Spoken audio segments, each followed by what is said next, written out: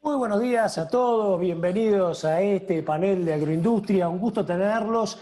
Y a lo largo de estos 45 minutos vamos a tratar de meternos en una síntesis de la agroindustria, el contexto, la interacción público-privada, la sostenibilidad económica, social y ambiental. Vamos a ver también la rentabilidad, cómo podemos hacer de esto lo que muchas veces llamamos la locomotora que empuje y que todo el mundo justamente la vea como prioritaria. Mi nombre es Ricardo Bindi, les doy la bienvenida a esta y les voy a presentar a nuestros 4 expositores de hoy, con lo cual vamos a tener una mesa muy activa, con preguntas, pero mucho debate también entre nosotros.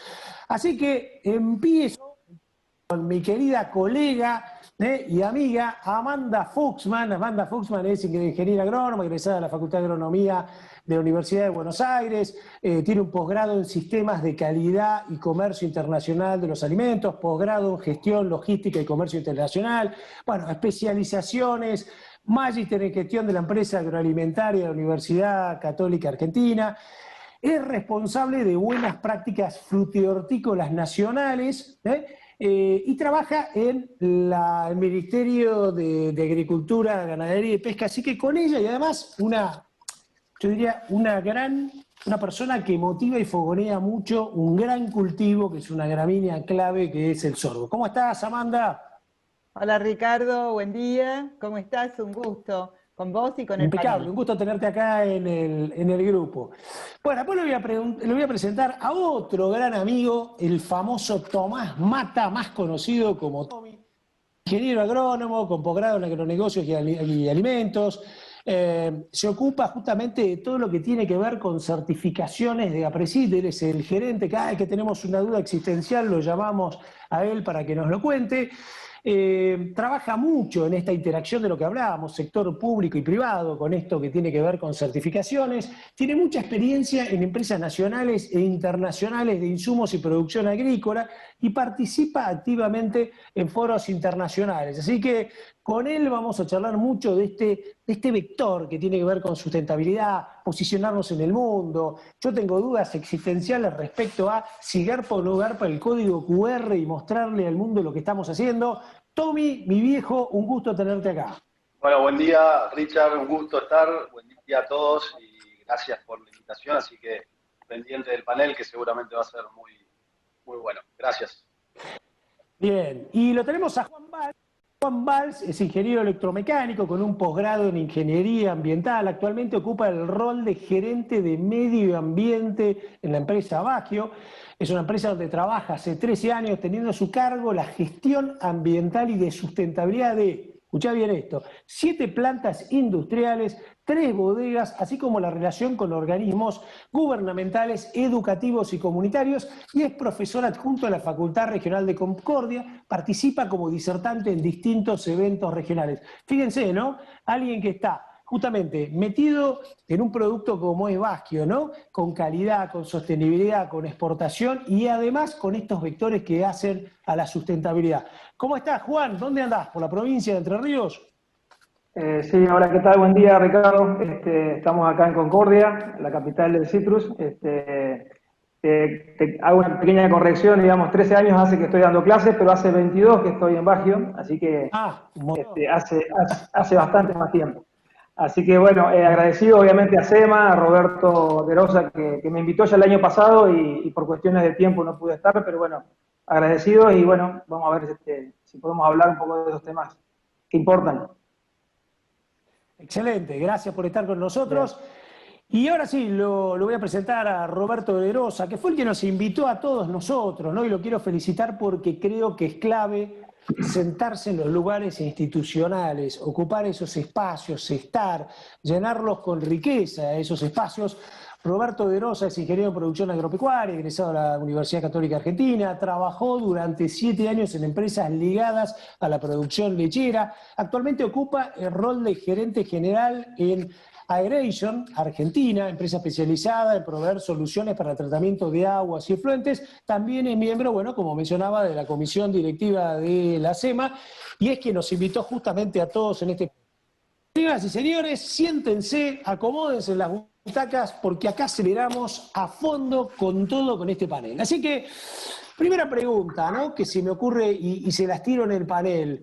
A ver, cuando analizamos, y por ahí va para vos primero, Juan Ignacio, que es cuando analizamos. Pensamos que estamos todavía en el año 2020, ¿no? Que estamos tratando de ver cómo hacemos para que esta locomotora traccione a todo el país, genere trabajo genuino, pueda aportar a los impuestos que necesita el país, genere divisas. ¿Qué podrías decirnos comparativamente de repente a otros países del mundo de cómo estamos posicionados para ese objetivo, Juan Ignacio? Bueno, linda pregunta, Ricardo. Gracias a la empresa, digamos, he tenido oportunidades de ir, digamos, a Europa unas cuantas veces y mirar realidades distintas, en España, Alemania, Italia. Hay mucha tecnología que hemos comprado desde ahí y la verdad que, bueno, obviamente hay mucha cultura de por medio que nos diferencia. Uno a veces ve toda esa tecnología que ellos tienen y la forma en la que hacen algunas cosas y cuando uno lo trae acá, lo tiene que amoldar, digamos, a nuestra idiosincrasia. No obstante eso, hay muchas cosas en las que uno puede hacer un buen benchmarking con empresas muy parecidas, a veces son empresas familiares, empresas que surgieron como surgió la empresa Bagio en el año 1959 con digamos, una persona que tenía ideales y un visionario que arrancó procesando vinos en Gualeguaychú y después se fue trasladando, digamos, al parque industrial, y eso genera que siempre fue como un espíritu de querer mejorar de manera continua. Y yo creo que tenemos, obviamente, en Argentina, comparativamente, mucho potencial. Obviamente no es que yo lo diga, lo dice todo el mundo. El potencial está, tenemos el recurso humano, el conocimiento. Muchas veces hay que unir partes y a veces la unión de partes y trabajar juntos, la parte gubernamental, vamos a llamar INTA, INTI y los demás organismos que por ahí he tenido momentos donde he trabajado junto con ellos, las facultades, productores primarios, nosotros que somos dentro de la cadena, digamos, la industria que de alguna manera materializa productos y los puede comercializar en el país y los exporta. Yo creo que se pueden hacer muchísimas cosas, tenemos gente, tenemos potencial, o sea que es lo que me parece a mí, hay que mirar un poco más lejos, no podemos ser cortoplacistas, cuando hay proyectos que se caen muchas veces es porque uno dice, bueno, ¿en cuánto lo voy a amortizar? ¿Esto va a cambiar? Y bueno, y cuando hay mucho cambio, lamentablemente algunos proyectos no prosperan. Entonces, a veces uno se conforma avanzando de a poquito en algo, pero no con la velocidad con la que necesitamos hacerlo. Así que más o menos en marco general, te diría que sí, tenemos mucho potencial. Bueno. Gracias. Amanda, vos venís trabajando muchos años de la actividad privada y también muchos de la actividad pública, ¿no? Voy a hacerte una pregunta que tiene que ver con la interacción público-privada y muchas veces la política.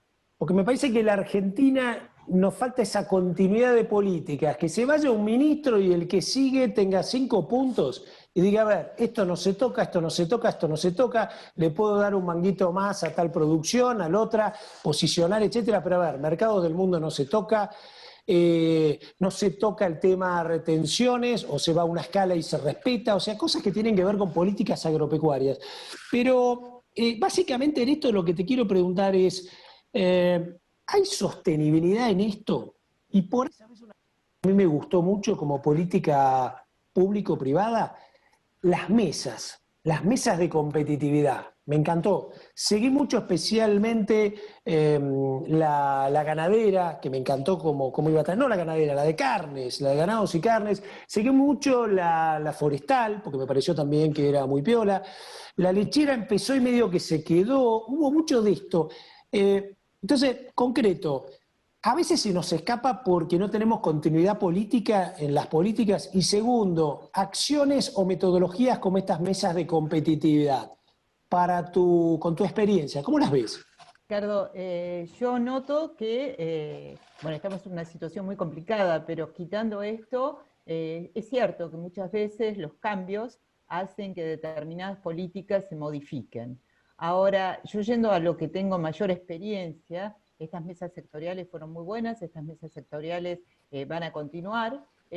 Lo que tiene el Estado y lo que yo puedo hablar desde mi experiencia es en lo que hace a temas que no puede el Estado no estar presente y en donde estamos trabajando, no solo el Ministerio, SENASA e INTA, que es un tema que hemos logrado manejar en conjunto, que es el tema de la inocuidad, o sea, cómo el alimento tiene que ser, cómo tiene que llegar al plato de todos los consumidores. Y esto, que es un tema que yo prefiero hablar desde el que estoy trabajando desde hace muchos años, hemos logrado posicionarlo en todos los distintos gobiernos en los cuales yo he estado. Ha sido una política pública permanente y en esta etapa estamos actuando sobre dos sectores que son los productos frescos, los productos que no tienen un proceso ulterior, que es la fruta, las hortalizas. Estamos en una necesidad de comida saludable, pero comida saludable que no nos enferme, y sobre esto el Estado ha estado permanentemente trabajando al punto de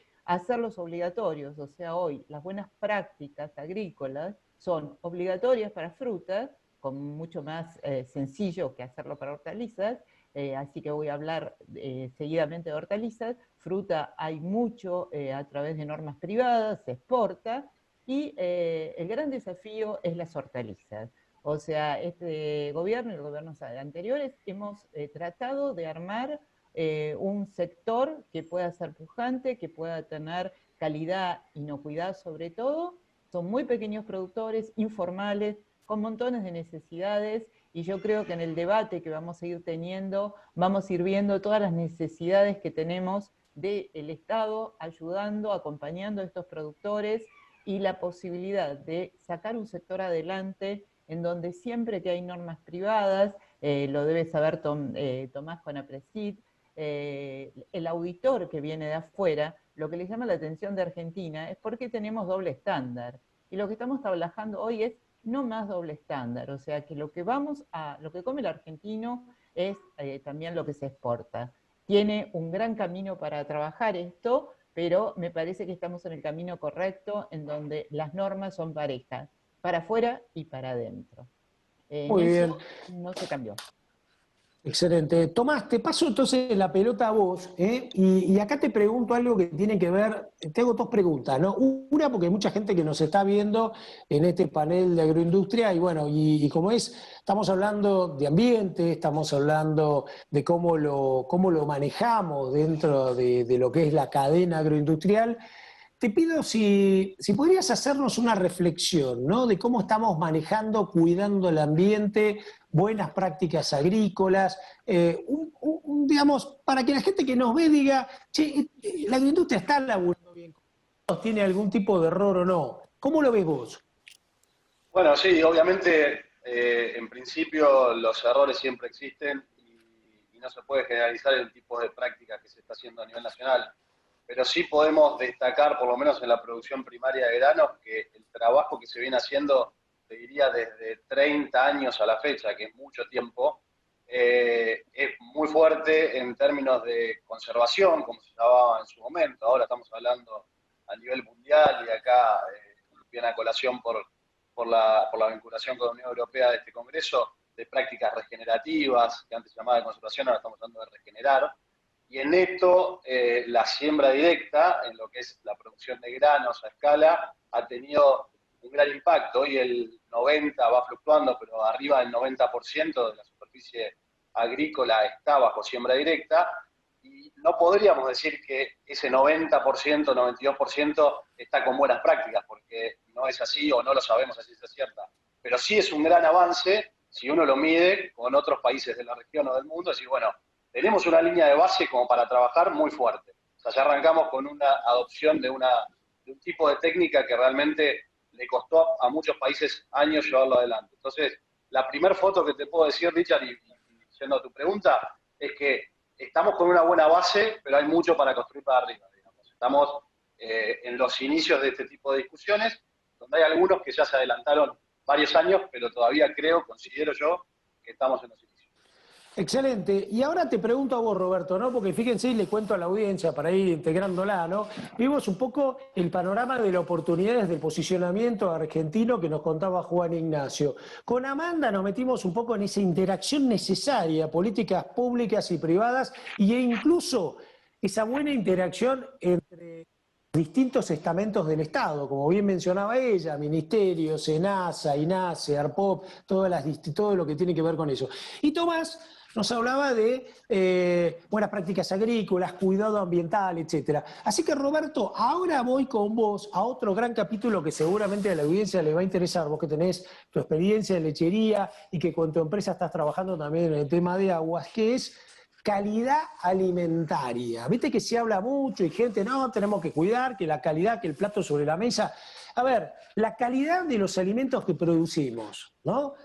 De lechería que llega al consumidor, llega a los bebés, ¿no? Como producto, hasta carne, frutas, etcétera. ¿Qué podríamos decir con tu experiencia de años en esto? La verdad que vivir de los dos lados, primero de la producción y ahora de tratar de cuidar el medio ambiente, le permite a uno tomar dimensión de las realidades, ¿no? Yo tuve la experiencia de producir leche a 30 kilómetros del asfalto en Entre Ríos, y cuando un camión se encaja, cuando se rompe el equipo de frío, cuando se corta la luz, hay muchos déficits de infraestructura que atentan tanto contra la calidad alimentaria como contra el cuidado del medio ambiente.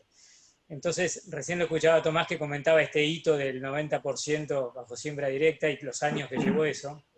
Y creo que hay que saber distinguir los hitos que son por cultura, por enseñar a la gente a hacer bien lo que pueden hacer bien, pero que tal vez no lo saben o no están acostumbrados, y que son hitos que una vez que se incorporan después, en general no vuelven atrás.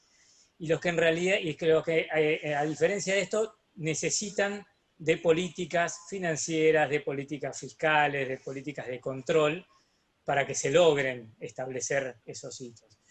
Las tecnologías están a nivel internacional y están acá en Argentina disponibles.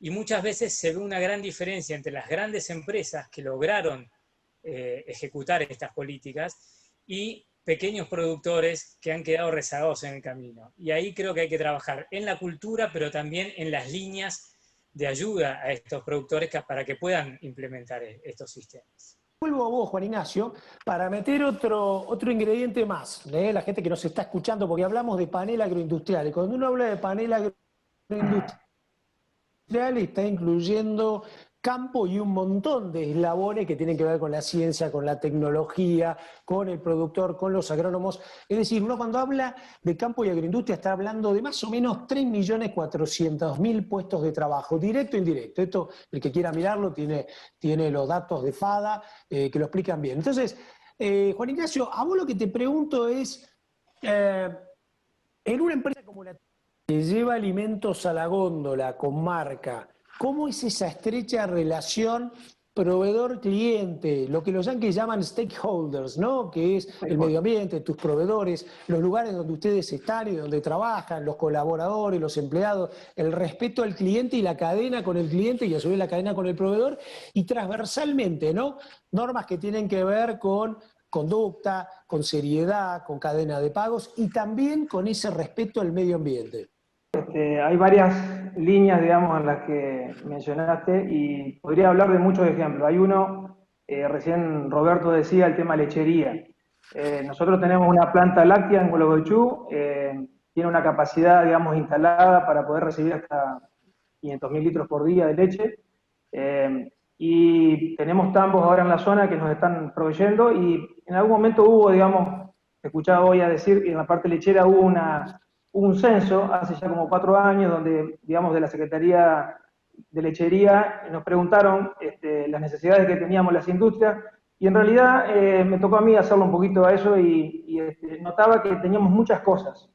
Gracias a Dios, digamos, teníamos un proceso moderno instalado, pero vimos después con la gente que estaba más relacionada a la adquisición de la leche, son todos terceros, que, bueno, tenían problemas con la infraestructura, es lo que decía Roberto. Roberto dice estar cerca del asfalto. Bueno, yo justamente recorrí tambos, varios tambos, porque mi intención era tratar de generarles digamos, o llevarles de alguna manera la tecnología de biogás, tratar de valorizar los residuos que se generaban de vacas y llevarlas que estuvieran, digamos, entabuladas, y eso por ahí no se cumplía en todos los tambos porque faltaba dinero para poder hacerlo. Y quizás por ahí hasta la llegada de alguien que les explique que eso es posible. Bueno, algunos tambos estaban en pos de poder hacerlo y otros me decían, mirá, me miraban, me acuerdo, porque tuve charlas con cada uno de ellos y algunos, bueno, lamentablemente tuvieron que cerrar porque no les daba, los costos no les daban, y aparte de que no le daban, el tipo pensaba, por ejemplo, si llovía o no llovía. O sea, si llovía, yo ya no podía hacer ciertas cosas. Y si no llovía, ahí aprovechaba a hacer muchas. Entonces, que yo me sentara a hablar de hacer biogás para generar una... Era como que estaba en un escalón diferente al que estaba él. Entonces, una de las cosas importantes es la infraestructura. ¿Quién llega con infraestructura para camino, para todo? Eso es esencial, básico. Y eso es lo que por ahí el Estado debería, digamos, a nivel general, llegarles. Después, la industria uno puede ayudarlos, porque de hecho uno lo ayuda en la medida que puede, pero bueno, puedo contar esa experiencia, por lo menos en lo que es la parte láctea. En lo que respecta a lo que es el proceso de tomate, ahí tenemos una experiencia, digamos, que se comenzó ya hace unos años, con lo que es la asociación Tomate 2000, que es una asociación que está en la zona Cuyo, Mendoza, San Juan y un poco de La Rioja, en la cual en esa asociación están productores industriales y el INTA, como, digamos, organismo gubernamental, apoya tecnológicamente en el control de todo lo que es la inocuidad que justamente se comentaba recién. Se hizo una experiencia piloto el año pasado tratando de mostrar a los productores, nosotros ahí, yo les mencionaba, tenemos 800 hectáreas de terceros que producen tomate para nosotros. Hacemos contratos con ellos, obviamente en ese contrato hay una supervisión y una capacitación de ingenieros agrónomos que trabajan en forma conjunta con ellos, que les explican, obviamente con gente del INTA también, y entonces se hizo una especie, obviamente, como decía hoy, se sumaron partes con un fin en común de hacer que rinda, obviamente, mucho más la hectárea. Puedo decirle como un dato que me pasaron esta semana, porque justamente todas las personas que están en campo, alguna vez me lo dijeron, pero ahora les pedí que me lo recordaran. 60 o 70 toneladas por hectárea se podían, digamos, cosechar de tomate, y esta última temporada se llegó a 85 en la zona de Mendoza, 85 toneladas por hectárea. San Juan creo que fueron 110 toneladas por hectárea, un poco más, con algunos máximos de 140 en San Juan. O sea, ¿y qué varía en que haya más o menos? Bueno, hay un montón de factores. El riego es una. Uno dice, bueno, ¿qué riego tengo para los tomates? Bueno, superficial es lo que más abunda, porque después por goteo ya es un costo de inversión, y obviamente no todos lo podemos hacer, y bueno, acceso a esos créditos, bueno, todo eso es una parte que por ahí complica un poco, y sé que en San Juan ha habido un poquito más de apoyo en ese sentido. No tengo los detalles, pero entiendo que fue así. Pero bueno, lo importante es que se pudo lograr con esta prueba que se hizo en una finca, de que la productividad del tomate, la calidad con la que había salido, y lo importante que se hizo fue un seguimiento con un trabajo, digamos, que se llama cuaderno de registro de campo. Lo nombro así porque justamente me lo pasaron para que yo lo mirara estos días, y ahí se anota el lote de donde se saca el tomate, cuándo, o sea, desde el plantín, cuando se lo puso, en qué lote, qué fecha, bueno, todo el laboreo que se hizo de la tierra, si pasó algún problema, no sé, de alguna lluvia o piedra o viento sombra, que, bueno, todo se va registrando. Y se hace un control para poder hacer que sea trazable cuando llega a la planta industrial, en este caso que tenemos ahí en San Martín. Es una planta que puede procesar 1 millón de kilos de tomate por día, o sea, fue una inversión que hicimos hace 5 años, y entonces tiene que llegar ya el tomate. De hecho, cuando llega ya la gente del laboratorio tiene y sabe el control de dónde vino el tomate, si tiene algún problema o no. Entonces, esa trazabilidad, que de hecho lo vimos en el exterior, cuando fuimos, digamos, a algunas plantas, digamos, en España, tenían lo mismo para la parte lechera. O sea, de manera inalámbrica mandaban señales diciendo, la leche tiene tal temperatura, tal, y entonces el laboratorio en planta ya recibía anticipadamente, por lo tanto eso genera rapidez en la parte productiva y una mejor, bueno, producción después en definitiva, ¿no? O sea, creo que en eso es un claro ejemplo de algo que se puede replicar en otros, por ahí, tipos de de industria que tenemos. Ahora acá en Concordia tenemos también la parte citrícola, en la que nos proveen, no tenemos contratos, pero bueno, nos proveen fruta cuando hay fruta, a veces cuando no hay, bueno, hay años que por ahí no procesamos, pero bueno, eso más o menos sería la cuestión general. Bien, bien. Amanda, vos desde lo público, ¿no? Desde lo público, de la interacción que has tenido que tenés y desde hace muchos años con la actividad privada, ¿no? ¿Cómo ves este tema de la continuidad y la efectividad de la implementación de buenas prácticas agrícolas, normas que tengan que ver con el Código Alimentario Argentino, cosa que la gente que nos escucha sepa cómo lo estamos produciendo, tanto en fruticultura como en horticultura? Vamos a tomar estos dos grupos que son los que por ahí llegan más a la mesa, ¿no? Podríamos meter carnes, a lo mejor también, si te parece, pero un comentario de lo que tenga que ver con esta interacción y cómo están funcionando. Me sumo mucho de lo que dijo Juan Ignacio con el tomate, del tema de inocuidad, y lo separo en dos. El sector frutícola, les comenté, pero lo recalco, es un sector con una salida exportadora desde hace mucho tiempo y con unas condiciones, digamos, de empresas más grandes, medianas grandes, en donde generalmente están cumpliendo normas privadas que para nosotros se homologan, obviamente, y superan las buenas prácticas. Yo me centro un poco en la relación público-privada de lo que estamos haciendo con el sector hortícola. El sector hortícola, no el tomate, que está muy bueno, el tema de que tenga buenas prácticas agrícolas, pero va a la industria. O sea que tiene una segunda etapa en donde en caso de tener algún problema, va a tener un proceso industrial. Nosotros estamos trabajando fuertemente en aquel que no tiene ese proceso industrial, porque teníamos una deuda desde el Estado. Teníamos toda la línea en el Código Alimentario, desde la cosecha en adelante, o sea, teníamos transporte, tenemos empaque, todos los ítems, pero no teníamos el producto primario en condiciones de agregar las buenas prácticas que se necesitaba para que la materia prima sea inocua. Hoy no solo tenemos esto, sino que te comento algo que no ha salido o no se ha publicitado. En el Código Alimentario nos faltaba otro eslabón, que es la verdulería, frutería.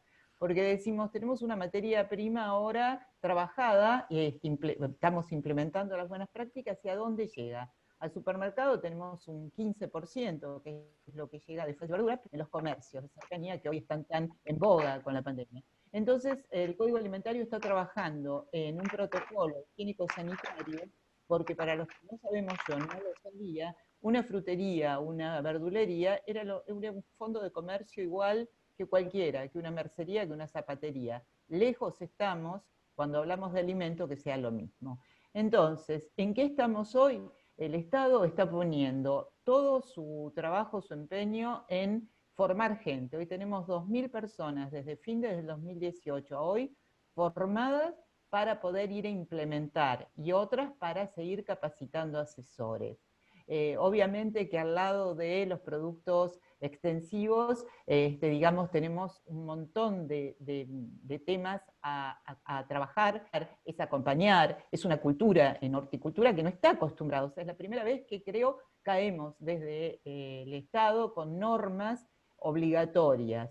Y estas normas obligatorias vamos a un sector que no es formal, un sector que no es del país, que a veces no tiene ni documento, que a veces no sabemos, y es donde primero estamos trabajando, que tenga el RESPA, de forma tal de poder darle un seguimiento y no solamente lograr que tengamos inocuidad, sino pensar en la trazabilidad de este sector, de que el sector hortícola pueda ser un sector.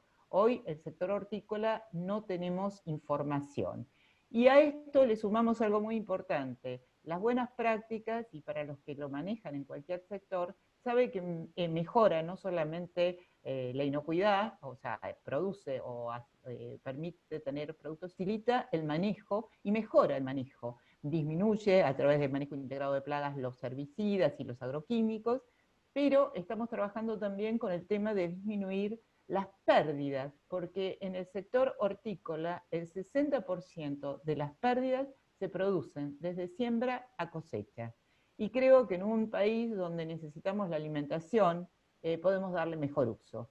O sea que desde las buenas prácticas hacia la horticultura estamos dando salidas a que tengan los productores hortícolas mejores salidas y canales comerciales, estamos brindando la posibilidad de una trazabilidad, estamos brindando la posibilidad de disminuir las pérdidas, estamos tratando de hacer un impacto que no sea negativo en el ambiente. O sea que en estas buenas prácticas están contemplados una cantidad de ejes que apuntan a un sector muy pequeño, porque la mayoría es muy pequeño, pero tenemos mucha expectativa en poder acompañarlos y realmente poder ir cumpliendo. No en un día, esto nos va a llevar tiempo, o sea, no podemos, pero empezamos, las pusimos obligatorias y estamos poniendo personas, técnicos y profesionales al alcance de estos productores para que ellos no tengan costos. Así que esperamos que sea un proceso exitoso. Buenísimo, Amanda. Tomás, a ver, te voy a hacer una pregunta que tiene que ver, y creo que a la gente que ve este panel de agroindustria le va a gustar, tiene que ver con el tema certificaciones. Vos tenés 4 años de experiencia en este rol de ser gerente, de estar con toda esa comunidad tan amplia que es el mundo de productores APRESID, hay una conciencia de cadena. Entonces te pregunto, al principio yo sé que esto costaba, ¿no? Costaba hacerlo. Hoy, ¿cómo estás viendo esa adopción de certificaciones, de normas de calidad en el productor? Pero la pregunta que te hago es, ¿cómo lo estás viendo cuando vos lo llamás por teléfono y decís, che, vamos a tu campo, ahí aguantame un cachito, viste cómo está la cosa, qué sé yo, que esto, que el otro? ¿Hay una mirada más allá de la coyuntura, de los precios del linear, de los precios afuera, de los precios acá, de las políticas? Hay una conciencia, pero acá te lo pregunto para que vos me hagas que es casi un ranqueo, ¿no? De esto. Y de ser así, en Dualde, ¿cómo me harías un ranking de los productos agroalimentarios en donde hay más foco en certificación y norma de calidad? Muy buena pregunta, Richard. Mirá, la conciencia del productor agrícola promedio fue creciendo en términos medioambientales. La verdad que el crecimiento año a año es bastante exponencial, no así uno podría verlo en la proporción de mercado total agrícola de un cultivo como soja, que está certificado a nivel mundial, no llega al 3% o algo por el estilo.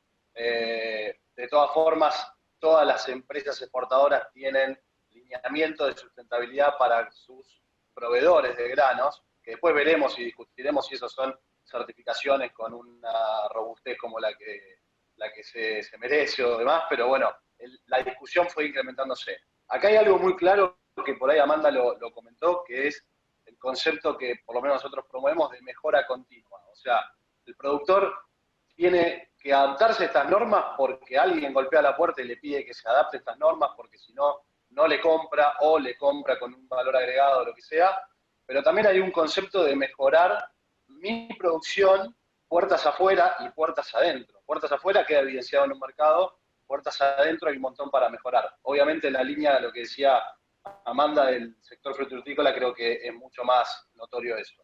En cuanto a los productos, Richard, vos sabés bien que los productos agrícolas, y por ahí le cuento al resto, los productos, digamos, de tipo commodity, sufren una transformación muy grande a lo largo de la cadena, por lo cual no es una fruta, una verdura que la compramos enfrente en una verdulería o lo que sea, sino que termina siendo una soja. Le doy el ejemplo de la soja termina siendo extrusada o molida en un puerto en Rosario, se transforma en un aceite o una harina, la harina va a Europa, es alimentada a cierto animal y ese animal va a una góndola donde alguien puede llegar a pagar un precio extra porque fue alimentado con soja responsable. Entonces la cadena es bastante larga.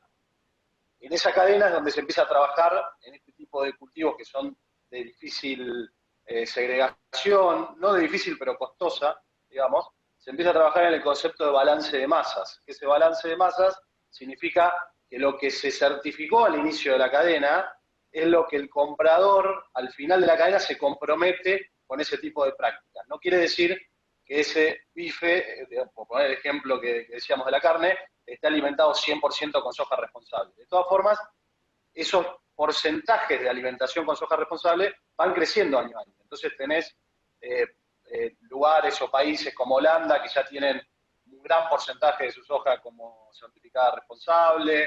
A nivel Europa tenés un 38% aproximadamente de la harina de soja con con un rastro de certificación, digamos, de todas las certificaciones que hay en el mercado. Y después yendo a cultivos, que era la pregunta que vos me decías, hay cultivos que son más fáciles. Por ejemplo, un trigo, uno podría suponer que es más fácil porque tiene menos transformación en la cadena, y ahí por ejemplo, con la industria brasilera hay un gran potencial de mostrarle cómo se hizo ese trigo, qué tipo de, inclusive, residuos puede tener, más allá de lo permitido, ¿no? Y qué tipo de prácticas hicieron. Hay desarrollos muy interesantes y ahora estamos trabajando muy fuerte con la cadena algodonera, que es una economía regional. Es muy lindo trabajar porque la verdad es un producto que tiene una transformación muy concreta y son productores que realmente vienen trabajando el algodón hace muchos años, y este tipo de esquema de certificación les ayuda a mejorar sus prácticas, pero también les ayuda a meterse en mercados más premium y empezar a pensar en esto de exportación, de agregar valor a través de una certificación que podría ser tomada con buenos ojos por algún comprador que tenga estos requerimientos. Entonces te diría que más o menos esos productos son los que tienen un poquito más de impacto del tema de trazabilidad, y obviamente carne es súper trazable y hay mucho desarrollo en ese sentido. Roberto, me encantaría si vos nos hicieras en este panel, y pensando en la gente que nos ve, ¿no? Porque dice, bueno, esto es agroindustria, me están contando cosas. Creo que quien nos está mirando me parece que se está quedando tranquilo de cómo nos estamos alimentando, ¿no? Cómo toda esta cadena, desde la misma materia prima hasta los insumos que la componen, llega hasta ese producto, ¿no? En un pack, etcétera. Entonces, acá te pregunto a vos desde tu rol de ser un integrante de SEMA, ¿no? De esta Cámara Empresaria de Medio Ambiente.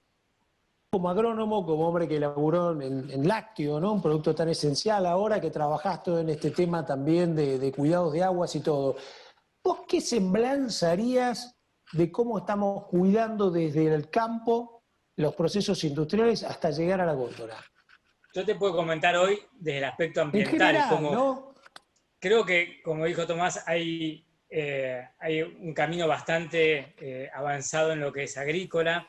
En lo que es producción de carne también se ha avanzado mucho. Creo que hay un déficit, como decía Amanda, en todo lo que es hortícola, por este tema de la atomización de los productores.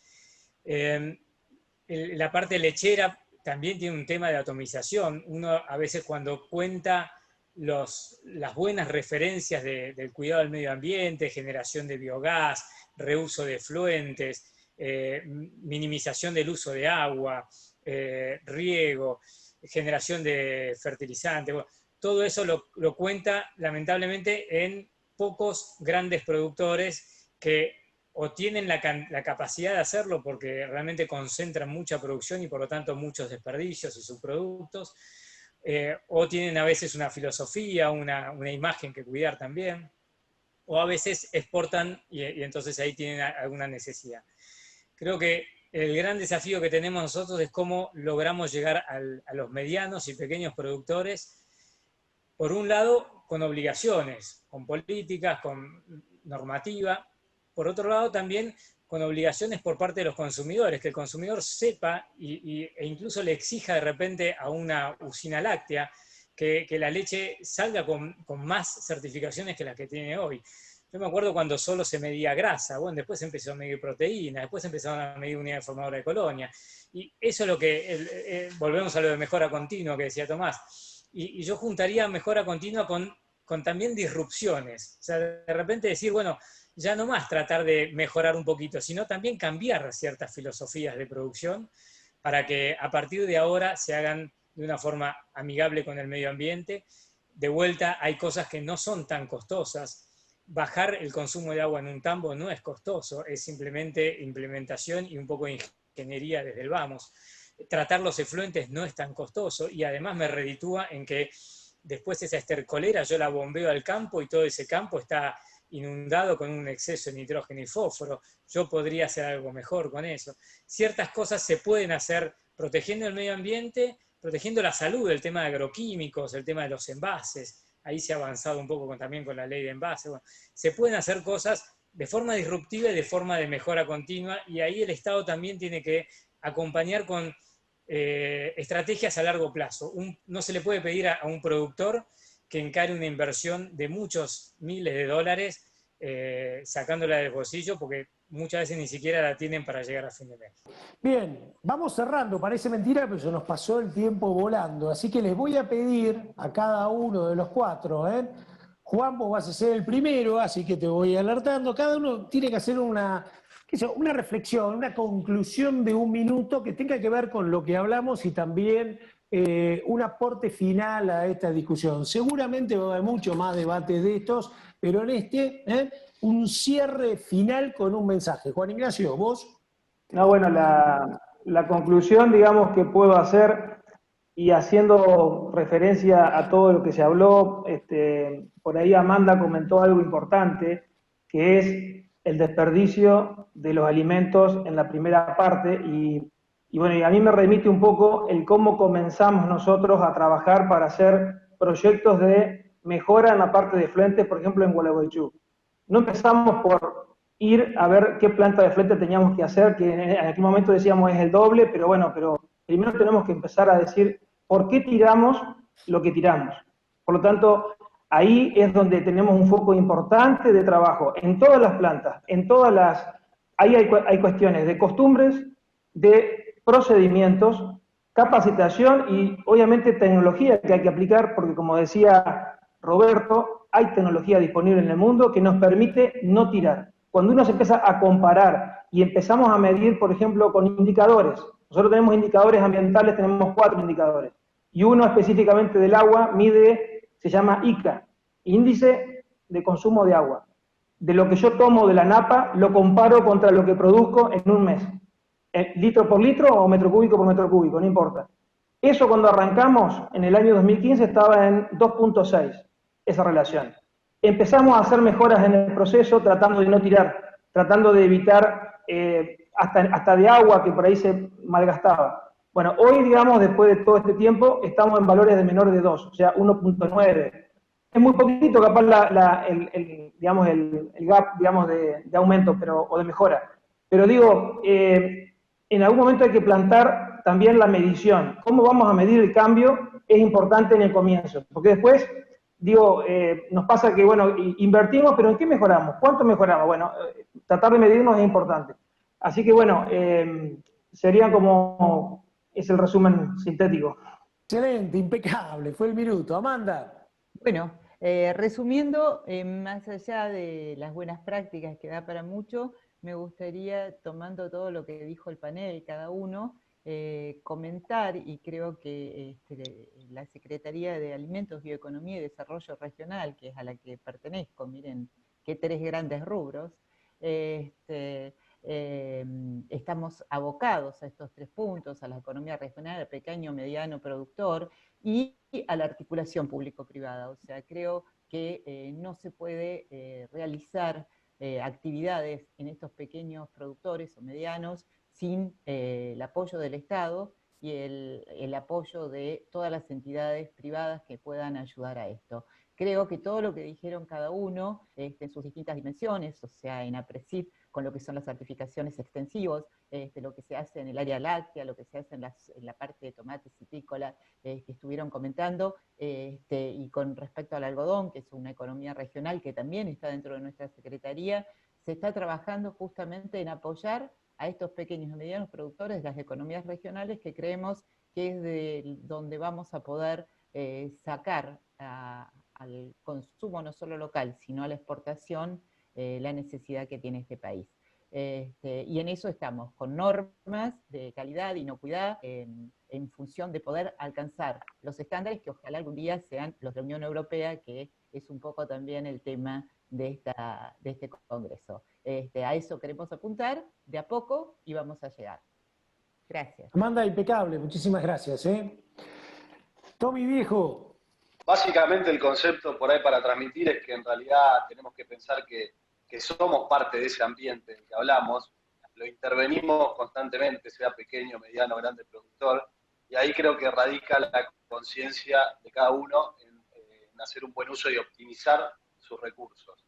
Y por supuesto, creo que el sector privado es el que tiene que empujar esto con una visión de exportación, pero no una visión de exportación simplemente por el hecho de generar más ingresos, que obviamente tenemos que hacerlo, sino también empezar a ver las exigencias que hay a nivel internacional y empezar a adaptarnos. Tenemos la potencialidad y está todo sobre la mesa para hacerlo. Me parece que falta ajustar algunas clavijas y a veces es cuestión de tiempo nomás, es cuestión de que decante. Así que creo que nada, el concepto es ese, un poco empezar a transitar este camino o seguir transitándolo con todas estas herramientas que hicieron referencia a la gente del panel, así que gracias por la invitación. Muchísimas gracias a vos, Tomás, excelente. Roberto, una reflexión final.